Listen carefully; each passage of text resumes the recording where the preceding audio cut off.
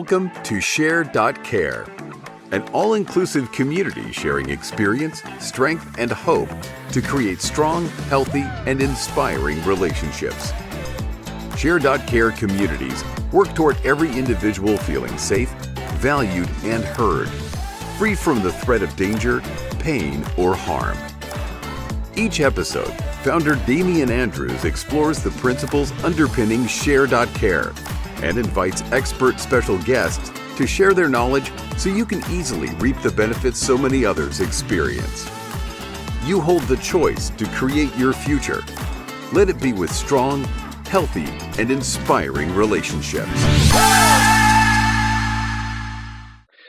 Hello and welcome to the Share.care podcast. Our belief is that global peace starts at home. Feeling safe, valued, and heard gives you a foundation to confidently step out and make the world a happier and safer place for everyone. Yeah. Because in today's world, it's in your own selfish best interest to help others. Now, today we have Aaron Antilian on the show. Now, Aaron is a leadership trainer, keynote speaker, business coach, and the CEO of the Leadership Academy. Welcome, Aaron. Thank you so much. It is so good to be here with you and with your audience. I look forward to this time. It's been the highlight of what I've been looking forward to this morning. And so thank you so much for having me. It's a pleasure to have you, Aaron. And can we get, would you mind sharing a little bit of background about, where you're from, some of the challenges that you might have faced, and then leading into what you're doing now? Sure, absolutely. So I'm in Dallas-Fort Worth, Texas. And last Monday, so 8 days ago, I know that this is airing a little bit later, but 8 days ago, 8 years ago on my 40th birthday, August the 8th, everything shifted for my life. What happened is that I woke up on my 40th birthday and I looked at myself in the mirror. In this particular time, there were issues that were taking place on the inside that I say that there was a lot of dis-ease.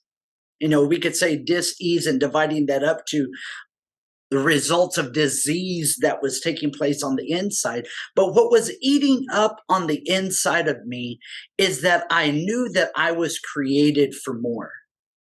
I knew that I was created for a greater impact than what I was making. I knew that I was created to have a greater influence than what I had. And I asked myself, as I looked intently at myself in the mirror, I asked myself this question. I said, just like this, Aaron, if you continue going down the same path at the same pace, will you fulfill your full potential? This was the first time, Damian, that I would say that I was honest and truthful with myself. And I answered the question with uncontrollable tears running down my face. And I answered the question and I said, no. Damian, I believe that self-talk is the highest level of communication.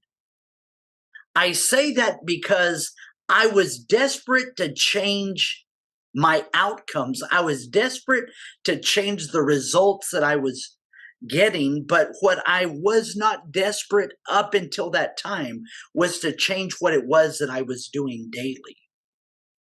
I wanted a greater return, but up until that time, I was unwilling to put in the extra effort and the extra work. So on my 40th birthday that I looked at myself in the mirror and I asked myself that question, and tears running down my face, I said, I have to do something different.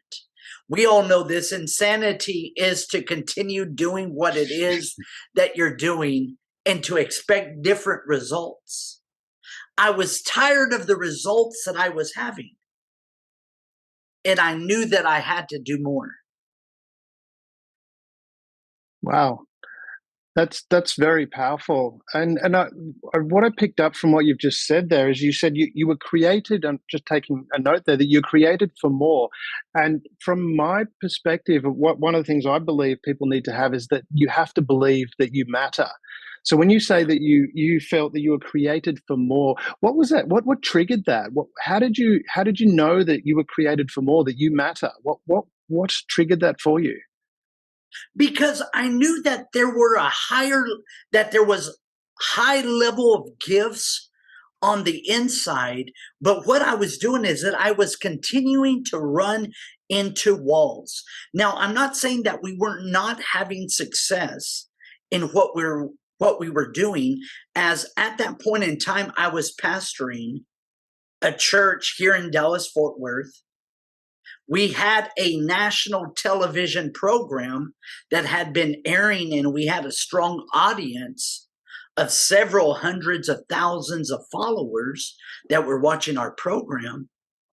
But it wasn't about the number, it wasn't about the level of people, but what it was is that I knew that I was really operating at about 20% of my capacity. Right. And Okay. I did not want to continue to operate at 20% of my capacity. That's interesting because one of Cher's principles for creating a strong, healthy, and inspiring relationship is to know yourself. So it sounds like you've gone Yeah. through this journey of really knowing yourself. And in watching some of your videos, you talk about one of your videos is Every Scar Tells a Story. You talk Yeah. about the difference between a scar and a wound. Do you want to expand a little bit on that for the audience? Because there were some really interesting parts in your videos where you talk about the difference between a scar and a wound. Can you talk about that, please?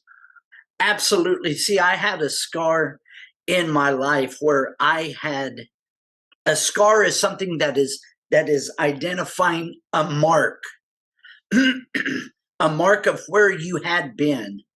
And I talk about in some of our videos on YouTube some scars and situations that I had faced where I was in my first year of my first semester in college, that I was burned with an iron, and that it created a scar. And I'm able to look back, and I still have the scar with the resolution. I wish that there was a way to be able to zoom on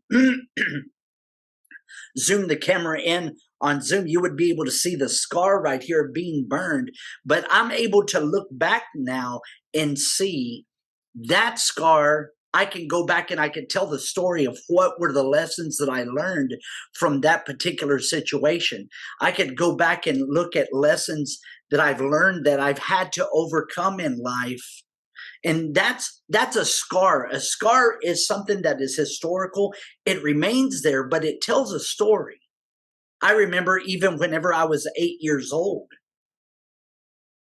and I was playing with some friends on the monkey bars, and one of my friends got upset at something that I said to him, and he was wearing cowboy boots, and he kicked me in the face.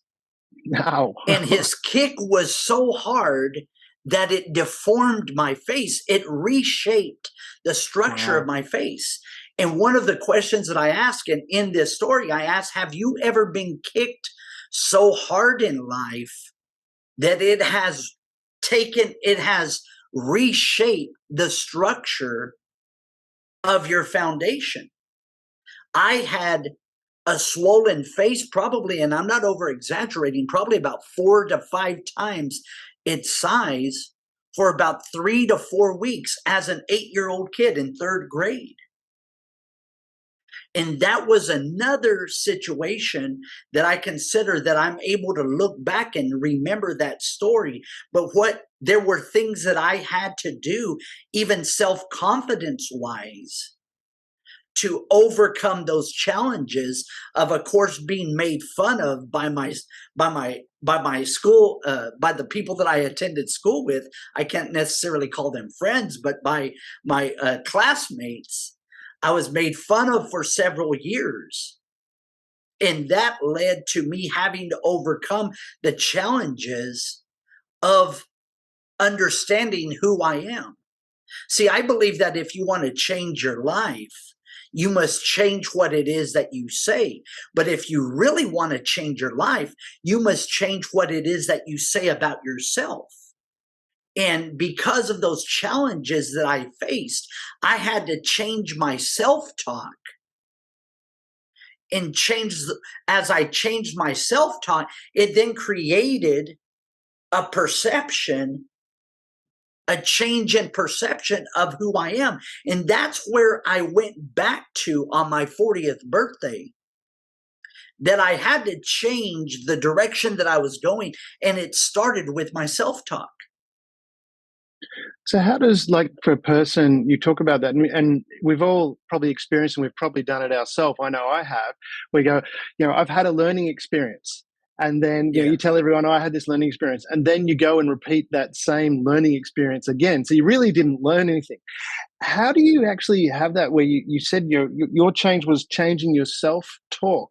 Now, how did you, what do you think a person needs to do to actually recognize, okay, I need to change my self-talk? So rather than recognizing that they've had a learning experience, so to speak, and then continuing to repeat it, so they're not making that change, what do you think people could do to actually recognize that and then integrate that change? Is there any tips like you would be able to give people to how to do that? See, whenever I speak in professional associations, corporate events, sometimes I'll start off an event and I'll say, how many of you know that experience is the best teacher? And a lot of times the crowd will say, yeah. I said, no. Experience is not the best teacher. Evaluated experience really is the best teacher. Because if you have an experience such as what I had, being kicked in the face, being burned, and several other experiences, if you repeat those same encounters, those same experiences, then you really did not learn. It really did not become a teacher. Evaluated experience becomes the best teacher whenever you evaluate, what did I learn? What can I change? How can I do this different in order to achieve the results that I want to achieve? You see, in my case, on my 40th birthday, I evaluated, things went through my mind immediately, and I had to evaluate the previous 40 years of my life. And I had to identify, if I continue doing what it is that I'm doing, and I was doing a lot of good, will I arrive? Will I fulfill my full potential? Because remember, I said I knew that I was created to make a greater impact than what I was making. Some said, compared to others, you're on national television. You have this strong audience. But see, I wasn't comparing myself to others. The competition is not with others, because if we keep the competition with others, then a lot of times what we're going to do is that we're going to find someone that is at a lower level that isn't doing as much as we are, and we're going to measure ourselves up to them. I remember I was about 50 pounds heavier up until that point. And I was hanging around with my group of circle were guys that were much heavier than I. That made me feel real good, because I would look at myself and say, well, compared to them, I'm doing pretty well. We're the same age. I'm doing pretty well. But I had to change the direction and the results that I was getting. So what I did is I asked myself, what coach, what program, what tools, what systems can I invest in that will help launch me to get me on the path of where it is that I desire to go? And that was the first time after investing in my college education that I invested in a personal development program. And let me say this, at that point in time, this professional development program, the investment was $6,500. I didn't have $6,500, Damien. Wow. I didn't have that in credit. I didn't have, I'm not even talking about additional money. I didn't have that in my bank account. But I was desperate to change my results. So what I did have is that I had equipment that I was using to make an income. And I thought for a moment, I said, okay, I could wait and try to save $6,500. It may take me a year. It may take me 2 years. Or I can sell this equipment that I'm using to make an income and exchange it to position myself so that way I can make a great impact. And I invested in that personal development training program. And it was there that a ripple effect took place.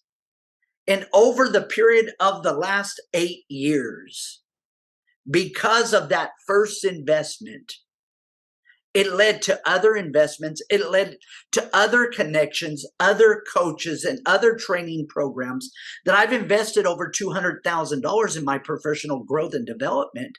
But I've been able to over 10x that investment to where it would have taken me a lifetime to get Wow. where it is that I'm at now. Yeah, wow. And that See, sounds I like was desperate for change. I was desperate for change.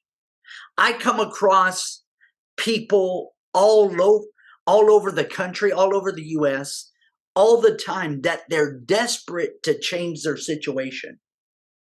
But very few are willing to change what it is that they do daily. that sounds like it connects to, it's again, another one of our principles is taking responsibility for your own actions. It sounds like you really Yeah. took that on board and said, well, if I'm going to change it, it's up to me to change. Right.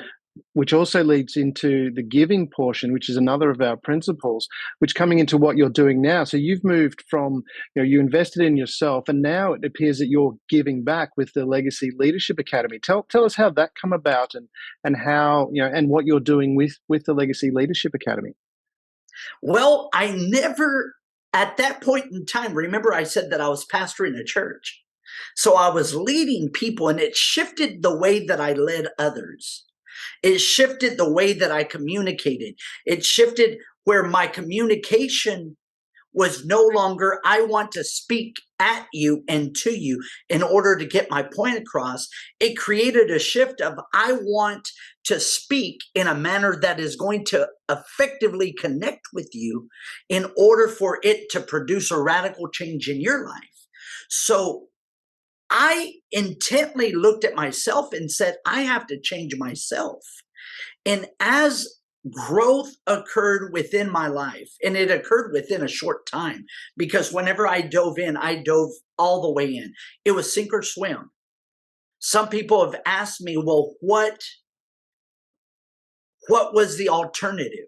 I said, you don't want to hear what the alternative was. Yeah. And I've been pushed, okay, tell me what the alternative. If you did not do that, what was it you were going to do? I said, I was going to seriously take my life. Because of the dis-ease, the dissatisfaction of knowing that there's more. I was in faith. I love God. I have a personal relationship with Jesus. But I knew that there was more growth to occur within my life. I wanted to impact and affect people in a greater manner. And I had to change myself. And as I changed myself, what happened, and this happened organically, Damien, to where I was now having leaders come across, business professionals that knew me in my previous days, and say, Aaron, I had this on several occasions. In 1 year, I've never come across anyone that has made such a significant change within their life. They had asked me this. They said, are you going through a midlife crisis? I had never heard what my response was to them. So I'm going to tell you what the response was. And I would say, know what, sir? I appreciate you asking me that question, but the change that has occurred in my life, it's not due to a midlife crisis, because it would only be considered a crisis if I did not change. I said, I'm looking to better myself. And so I began to be pulled on by business corporate leaders. And I was pulled on and asked, can you come and coach our team? Can you come and speak at our event?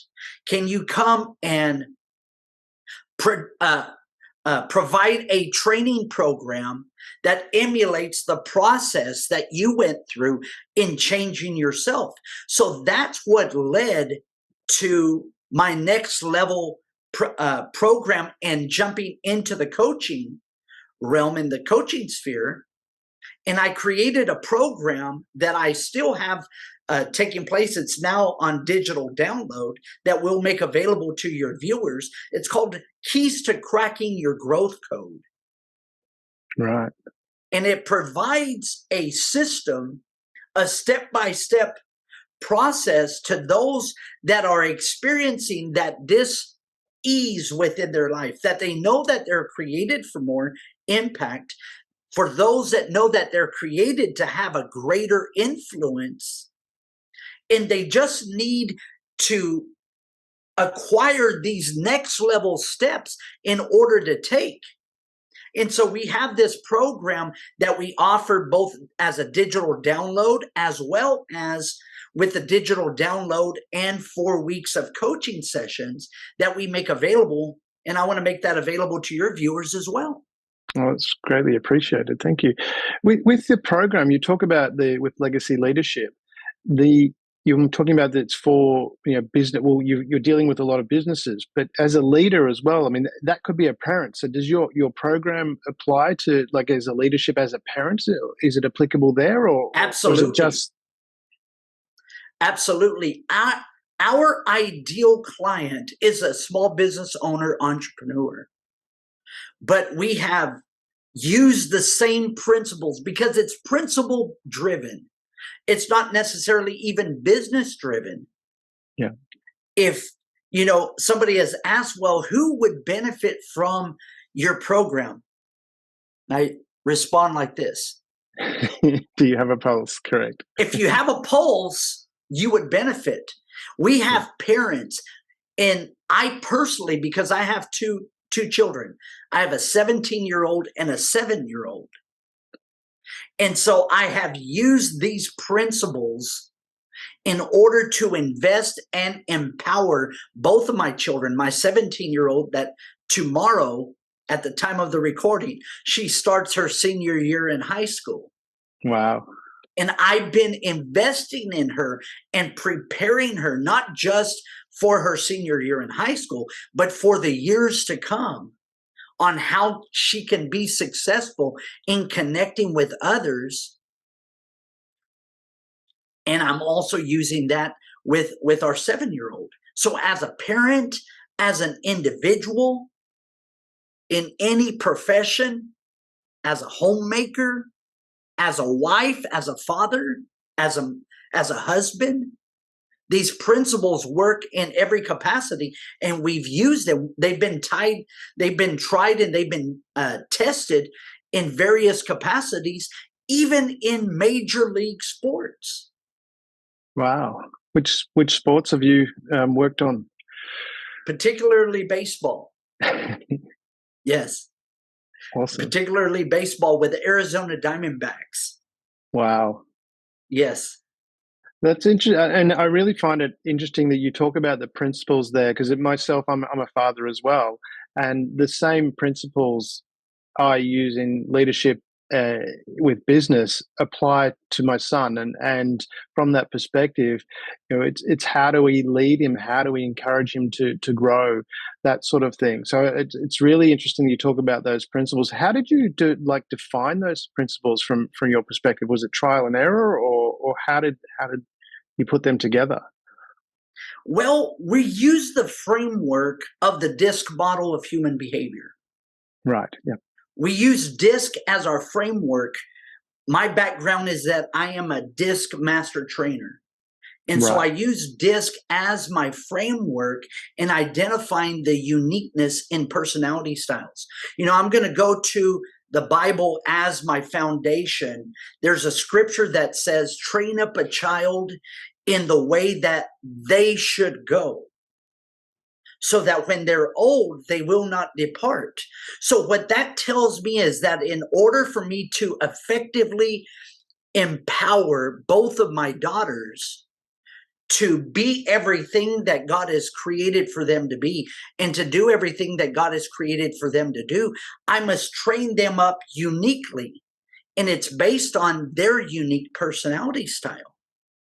I help leaders, business owners, entrepreneurs, fathers, mothers, etc., identify, even for business owners, if they're working with a team, what is the unique style, how to identify the unique style of their team members and lead them and motivate them, empower them, and build a relationship with them according to their unique style.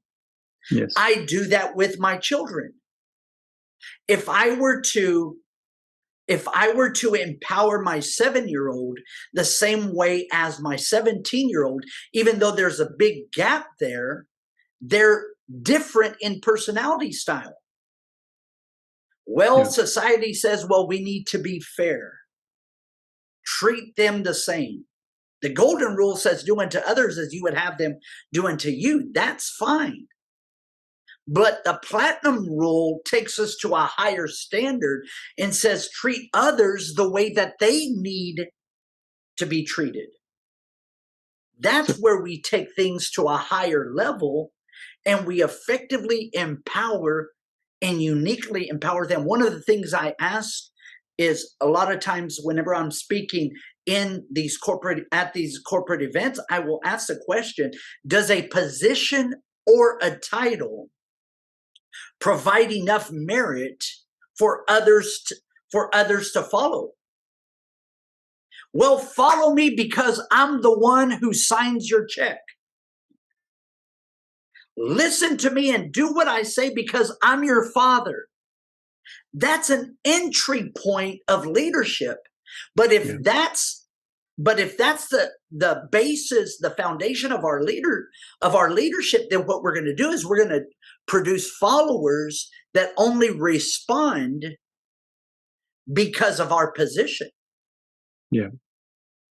What we want to do is that we want to empower them and we want to add so much value to them that they will respond regardless of our position or regardless of our title. So it's not. No, you go. So we use the DISC model to train leaders, to train family, fathers, mothers, on identifying the unique design, not just in their children, not just in their employees, but with others that they're looking to effectively connect with. And we give them the motivating factors on how to provide leadership according to each of the personality style's basic needs. And that's a difference maker. Wow, yeah, because your program, like drawing from principles, and we're talking about, from the share perspective, there's a number of principles that we underline, and one of it, to do with money. So it's to, as a business leader, that's applicable there, but also too, in giving back, taking responsibility. Family is a principle as well. So being able to connect with your family. But it sounds like underpinning a lot of what you're talking about is really listening to what is needed by the people you're working with, or and adapting to that. Is that reasonable to say? Absolutely.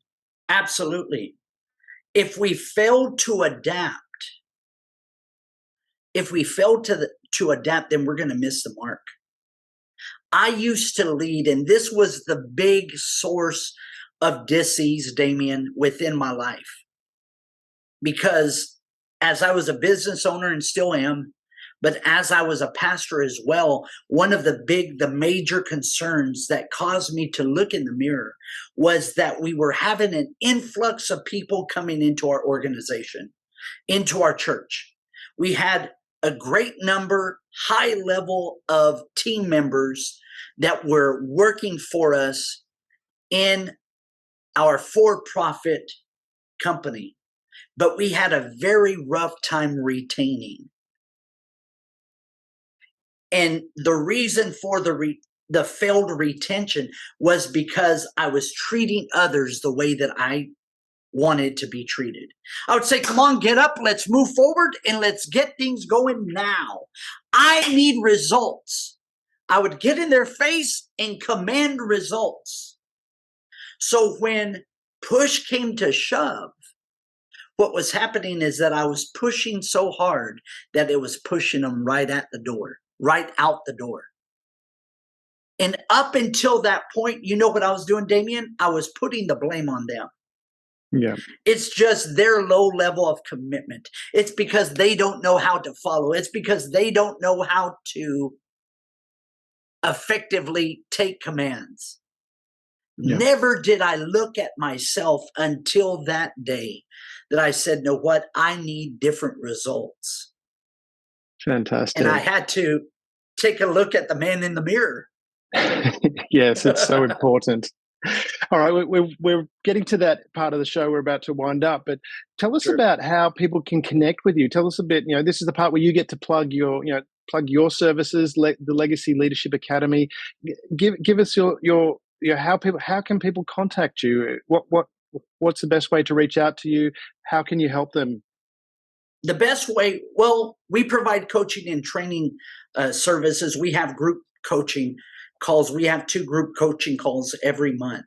We provide an annual group coaching program that we make available. We have several resources that are available on our website, legacyleadership.academy.